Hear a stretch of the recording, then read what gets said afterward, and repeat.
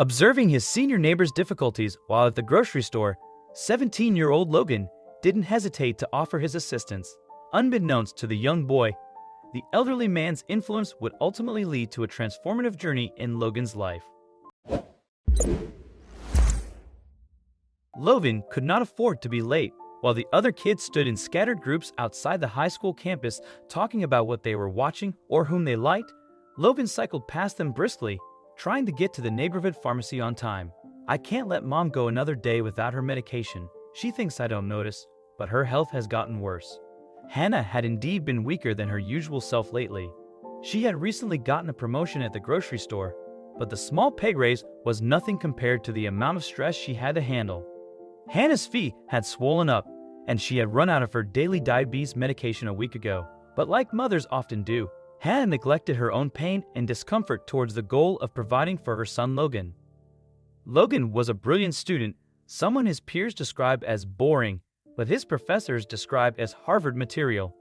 He was someone who never took his straight A's for granted, nor did he shy away from sports and extracurriculars. Logan had committed to doing everything it took to win a scholarship to study at a good university. But nothing was more important to the 17-year-old boy than supporting his mother. He had a paper route at 6 every morning, and after school hours, he would work as a bag boy at the local grocery store. Together, Logan and Hannah managed to make ends meet while still fighting to fulfill bigger dreams. Buy Mom's medicines. Done. Logan ticked the item off his mental checklist. He had made it to the store just in time and could finally stop for a few gulps of water before heading to the grocery store to start his shift. Right outside the store, Logan spotted a familiar face. Mr. Peters turned back without enthusiasm to see who had spotted him. "Ah, it's the boy from next door. God, I hope he doesn't come over and engage in pointless small talk." The old man thought to himself as he waved at Logan with a half-hearted smile. Mr. Peters wasn't always this cynical, but it was the side effect of living a lonely, forgotten life after the death of his beloved wife years ago. "Mr. Peters, it's nice to see you. Come on in, let me help you with your shopping today," Logan offered. The old man looked confused. Why would someone offer to help a stranger they'd barely seen a few times in their life? Logan happily helped the old man find what he needed and helped him bill the items too. "That would be $23, Mr. Peters," Logan said. Mr. Peters was taken aback by the bill amount, but he tried not to look embarrassed. He promptly asked, "And how much without the fruits?" $19, sir." "I see." Mr. Peters looked in his wallet, counting the few notes and coins in there. He studied the bill and said, "Actually, I'll just take the greens, thank you." "You know what? Let me help you out here. It looks like you may have forgotten your card at home or something. That's okay, it happens to the best of us. Here, let me pay for your order right now." In reality, Logan had been observing Mr. Peters, and he could figure out from the man's old jacket and tattered old wallet that he was going through a rough time financially. Mr. Peters didn't see this kind gesture coming, and even though it hurt his pride a little, he accepted the boy's help. Logan paid for the order and handed the bags to the old man, but Mr. Peters could only move a few steps forward as he tried to hold all the heavy groceries without the crutches slipping away. Logan took a moment to check the time and rushed to Mr. Peters.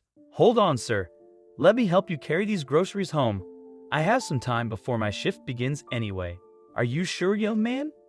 "Of course, it's my pleasure." It was a short walk to Mr. Peters' house, but the two men were engaged in conversation all through the way. "What are you doing working at a grocery store? You look like you should be in college," Mr. Peters asked.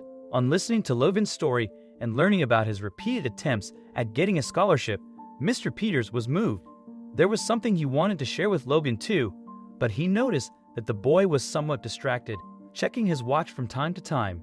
"It was lovely to meet you, Logan, and thank you for being so kind in helping me with the groceries. I had no idea that such a brilliant young man lived next door. Would you do me another favor? Maybe you could pop in after your shift at the store today?" Mr. Peters requested. Logan agreed, suspecting that the man probably needed some help around the house. After work, a tired Logan knocked on his neighbor's door as promised, wondering if he had any energy to help at all. Instead, he walked in to discover the most astonishing thing about the old man. In the center of the narrow living room stood a long glass shelf filled with rows of trophies, medals, and mementos. "These are all yours." Logan was mesmerized by the sight of the neatly organized accolades. "Yes, they are. You see, I used to be a professor and head of the Department of Physics at a prestigious university. Logan was speechless as he realized he was in the presence of a respected academic. But I haven't just called you to brag, son, Mr. Peters smiled. I spoke to a few of my former colleagues, now members of the university board. I told them about a brilliant young gentleman I bumped into today and asked them to watch out for a scholarship application from him. Logan was overjoyed as he heard those words. With tears in his eyes, he fumbled to find words to thank Mr. Peters. It's not going to be all that easy getting this scholarship. But if you're ready to put in the work, I'm willing to help you with everything I know. Of course, yes, thank you. Thank you, Mr. Peters. You have no idea how much this means to me. You can thank me when you get that scholarship.